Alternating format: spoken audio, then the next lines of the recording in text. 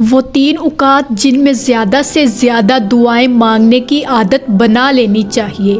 افطار کے وقت دعا مانگنا۔ حضرت عبداللہ بن عمر رضی اللہ تعالیٰ عنہ سے روایت ہے، رسول اللہ صلی اللہ علیہ وآلہ وسلم نے فرمایا، روزے دار کے لیے روزہ کھولتے وقت ایک دعا ایسی ہوتی ہے جو رد نہیں ہوتی۔ ابن ماجہ حدیث نمبر 1753۔ رات کے آخری حصہ یعنی تہجد کے وقت رسول اللہ صلی اللہ علیہ وسلم نے فرمایا، ہمارا پروردگار بلند ہے، برکت والا ہے۔ ہر رات کو اس وقت آسمان دنیا پر آتا ہے جب رات کا آخری تہائی حصہ رہ جاتا ہے۔ وہ کہتا ہے، کوئی مجھ سے دعا کرنے والا ہے کہ میں اس کی دعا قبول کروں؟ کوئی مجھ سے مانگنے والا ہے کہ میں اسے دوں؟ کوئی مجھ سے بخشش طلب کرنے والا ہے کہ میں اس کو بخش دوں؟ بخاری حدیث نمبر 1145۔ عصر سے مغرب کے درمیان حضرت جابر بن عبداللہ رضی اللہ تعالیٰ عنہ سے روایت ہے، رسول اللہ صلی اللہ علیہ وسلم نے فرمایا، جمعے کا دن 12 گھنٹے ہیں، ان میں سے ایک وقت ایسا ہے کہ اس میں جو شخص بھی اللہ سے کوئی چیز مانگتا پایا جائے، اللہ تعالیٰ اسے ضرور وہ چیز دے دیتا ہے، تو تم اس وقت کو عصر کے بعد آخری گھنٹے میں تلاش کرو۔ نسائی حدیث نمبر 1390۔